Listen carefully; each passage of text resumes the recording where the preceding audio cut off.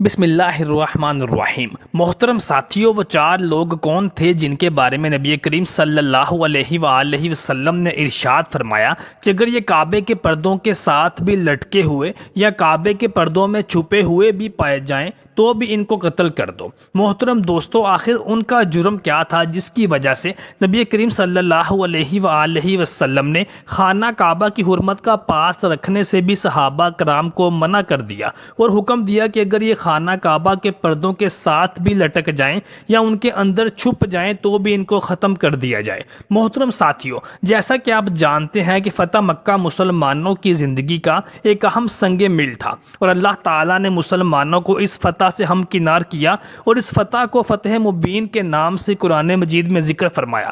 فتح مکہ ایک شاندار فتح تھی جس میں چند کے علاوہ کوئی قتل نہ ہوا۔ فتح کے بعد محمد صلی اللہ علیہ وآلہ وسلم نے سب کو عام معافی دے دی، کافی لوگ مسلمان ہوئے۔ آپ صلی اللہ علیہ وآلہ وسلم نے ان سے شرک نہ کرنے، زنا اور چوری نہ کرنے کی تاکید پر بیعت کی اور انہیں اپنے اپنے بتوں کو توڑنے کا حکم دیا۔ مکہ کی فتح عرب سے مشرکین کے مکمل خاتمے کی ابتدا ثابت ہوئی۔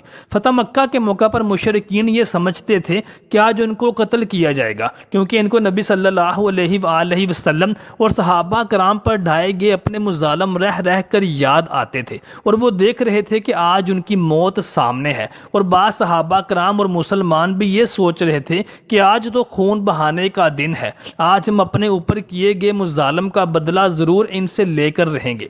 بہت سے مشرکین نے مسلمانوں کا غلبہ دیکھ کر ڈر کے مارے اسلام قبول کیا، اور بہت کم مشرکین ایسے تھے جنہوں نے سچے دل سے اسلام قبول کیا۔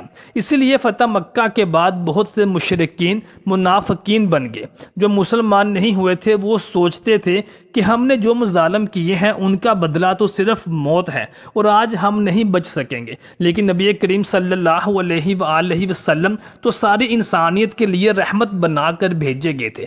نبی کریم صلی اللہ علیہ وآلہ وسلم نے تمام مجرمین کو معاف کر دیا، ان کے لیے عام معافی کا اعلان کر دیا۔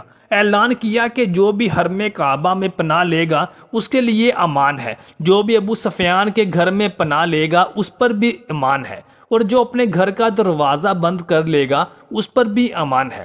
فتح مکہ کے دن پیغمبر اسلام صلی اللہ علیہ وآلہ وسلم نے سوائے 4 مردوں اور 2 عورتوں کے عام معافی دے دی۔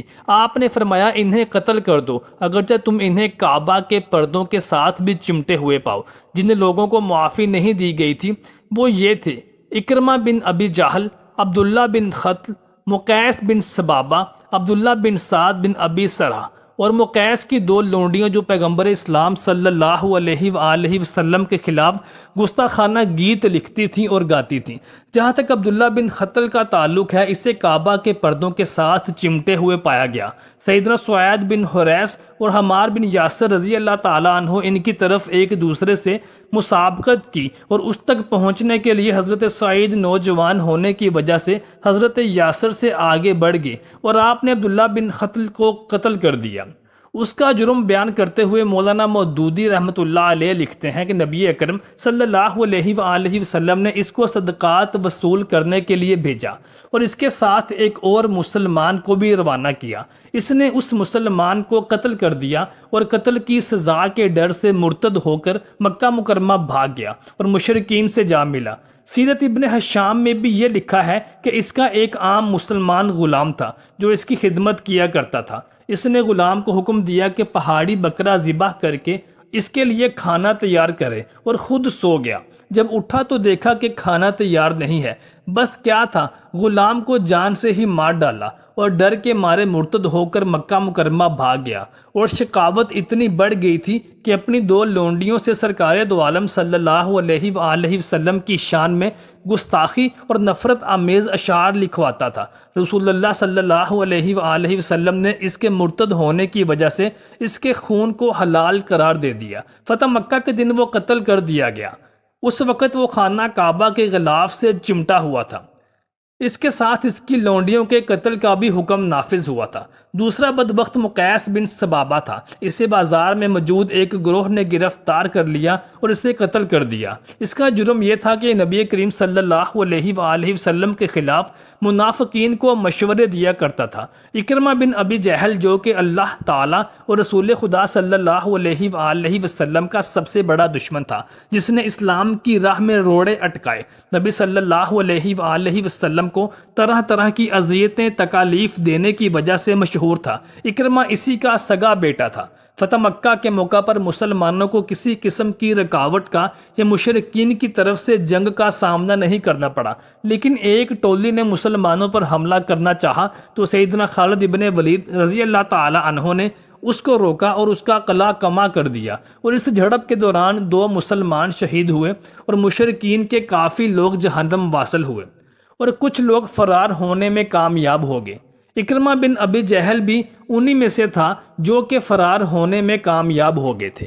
اکرمہ بن ابی جہل سمندر میں ایک جہاز پر بیٹھ کر فرار ہونے لگا۔ جب وہ جہاز پر تھا تو ایک سخت طوفان کا سامنا کرنا پڑا۔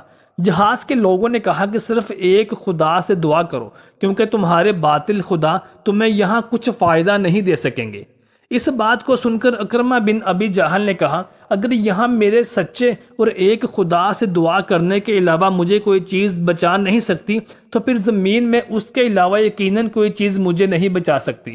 میرے پروردگار، میں تجھ سے عہد کرتا ہوں کہ اگر تو نے آج مجھے اس سے بچا لیا جس میں ہوں، تو میں محمد صلی اللہ علیہ وآلہ وسلم کے پاس جاؤں گا تاکہ میں ان کی اطاعت کا اظہار کرتے ہوئے اپنے ہاتھ ان کے ہاتھ میں دے سکوں۔ مجھے یقین ہے کہ میں ان کی طرف سے نہایت کریمانہ معافی پاؤں گا۔ چنانچہ جب طوفان ٹل گیا اور اس کی جان بچ گئی تو یہ سیدھا نبی محتشم صلی اللہ علیہ وآلہ وسلم کی بارگاہ میں حاضر ہوا اور اس نے اسلام قبول کر لیا۔ نبی کریم صلی اللہ علیہ وآلہ وسلم نے نہایت شفقت اور رحمت دکھائی کہ آپ صلی اللہ علیہ وآلہ وسلم نے فرمایا کہ مجھے خبر ملی ہے کہ اکرمہ بن ابی جہل اسلام قبول کرنے کے لیے آ رہا ہے۔ اے میرے صحابہ کرام، اس کے سامنے کبھی اس کے باپ ابو جہل کو گالی مت دینا یا برا بھلا مت کہنا، اس کا دل دکھے گا۔ قربان جائیں کہ نبی کریم صلی اللہ علیہ وآلہ وسلم اپنے اور اسلام کے سب سے بڑے دشمن کے بارے میں بھی اپنے دل میں کیسا نرم گوشہ رکھتے ہیں۔ چوتھا شخص عبداللہ بن سعد بن ابی سرح تھا۔ یہ سیدنا عثمان غنی رضی اللہ تعالیٰ عنہ کا رضائی بھائی تھا۔ اس نے اپنے آپ کو حضرت عثمان بن عفان رضی اللہ تعالیٰ عنہ کے گھر میں چھپا لیا۔ بعد ازاں جب پیغمبر صلی اللہ علیہ وآلہ وسلم نے لوگوں کو بیعت اور اطاعت کی دعوت دی تو حضرت عثمان اس کو اپنے ساتھ لے آئے اور نبی صلی اللہ علیہ وآلہ وسلم کے پاس کھڑا کر کے کہا، یا رسول اللہ، عبداللہ کی بیعت قبول فرمائیے۔ راوی کہتے ہیں کہ نبی صلی اللہ علیہ وآلہ وسلم نے اپنے سر کو اٹھایا اور عبداللہ کی طرف 3 مرتبہ دیکھا اور ہر دفعہ خاموشی سے ابن سراح کی بیعت قبول کرنے سے انکار فرما دیا۔ پھر تیسری مرتبہ آپ نے اس کی بیعت قبول فرما لی۔ جب عبداللہ بن سرح کے جانے کے بعد نبی صلی اللہ علیہ وآلہ وسلم اپنے صحابہ کرام کی طرف متوجہ ہوئے اور فرمایا کہ کیا تم میں کوئی ایسا عقل مند آدمی نہیں تھا جو کھڑا ہوتا اور اس آدمی کو یعنی ابن سرح کو قتل کر دیتا، جبکہ اس نے مجھے بیعت قبول کرنے سے احتراز کرتے ہوئے دیکھا تھا؟ انہوں نے کہا، یا رسول اللہ، ہم نہیں جانتے تھے کہ آپ کیا سوچ رہے تھے، آپ نے ہمیں آنکھ کے اشارے سے کیوں نہیں کہا؟ نبی صلی اللہ علیہ وآلہ وسلم نے ارشاد فرمایا کہ کسی پیغمبر کے لیے مناسب نہیں کہ وہ اپنی آنکھوں کے ساتھ خفیہ طور پر اشارے کرے۔ نبی کریم صلی اللہ علیہ وآلہ وسلم کی شان میں گستاخی کرنے والے ابن قتل کی لونڈیوں میں سے ایک کو قتل کر دیا گیا، جبکہ دوسری لونڈی کو آزاد کر دیا گیا اور اس نے اسلام قبول کر لیا۔ بعض تاریخی روایات میں جن لوگوں کو معافی نہیں دی گئی تھی ان کی کل تعداد 9 تھی، 6 مرد اور 3 عورتیں، جبکہ بعض دیگر روایات میں 6 کی بجائے ان کی تعداد 10 بتائی جاتی ہے، 6 آدمی اور 4 عورتیں۔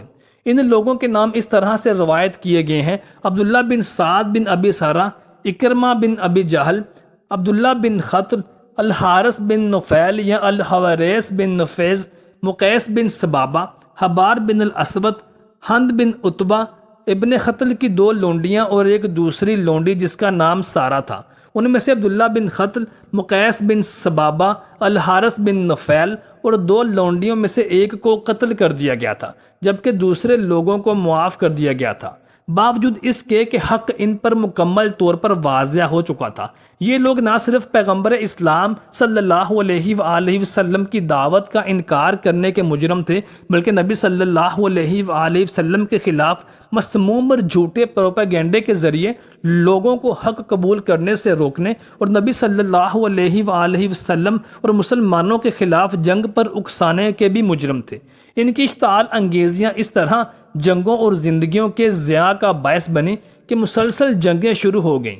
ان لوگوں کو قرآن مجید کے حکم کے مطابق موت کے گھاٹ اتار دیا گیا، جس سے ان پر اپنے پیغمبروں کے منکرین کے سرداروں کے متعلق اللہ تعالیٰ کا ایک خاص قانون جاری ہو گیا تھا۔ بعض تاریخی واقعات سے بھی واضح ہوتا ہے کہ ان میں سے بعض لوگ مسلمانوں کے خلاف بعض دیگر جرائم کے بھی مرتکب تھے، مثلا جیسا کہ مقیس بن سبابہ کو ایک مسلمان کو دھوکے سے قتل کرنے کی وجہ سے یہ سزا دی گئی۔ وہ مدینہ گیا اور ظاہر کیا کہ اس نے اسلام قبول کر لیا ہے اور نبی صلی اللہ علیہ وآلہ وسلم سے اپنے بھائی کے قتل کے عوض خون بہا کی درخواست کی۔ نبی کریم صلی اللہ علیہ وآلہ وسلم نے اسے خون بہا ادا کر دیا۔ خون بہا لینے کے بعد مقیس بن سبابہ پہلے ہی فرصت میں اس آدمی کو قتل کرنے کے لیے لپکا جو اسے پہلے ہی خون بہا ادا کر چکا تھا۔ اس کے بعد وہ مکہ کی طرف لوٹ آیا۔ الحارث بن نفیل یا الحویرث بن نفیس ایک بین الاقوامی معاہدے کو توڑنے کا مجرم تھا۔ اس نے اس قافلے پر حملہ کیا جو حضرت فاطمہ رضی اللہ تعالی عنہ اور سیدہ ام کلثوم رضی اللہ تعالی عنہ کو مدینہ لے کر جا رہا تھا۔ عبداللہ بن خطل ایک عام مسلمان غلام کو دوران سفر قتل کرنے کا مجرم تھا۔ اس نے اسے صرف اس وجہ سے قتل کر دیا تھا کہ اس نے وقت پر اس کے لیے کھانا تیار نہیں کیا تھا۔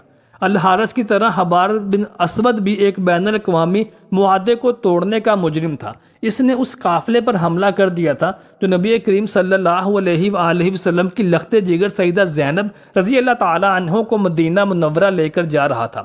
حملے کے نتیجے میں سیدہ زینب رضی اللہ تعالی عنہ اپنے کجاوے سے گر پڑی اور ایک پتھر سے جا ٹکرائیں اور نتیجتاً اپنے ہونے والے بچے کو کھو بیٹھی۔ محترم ساتھ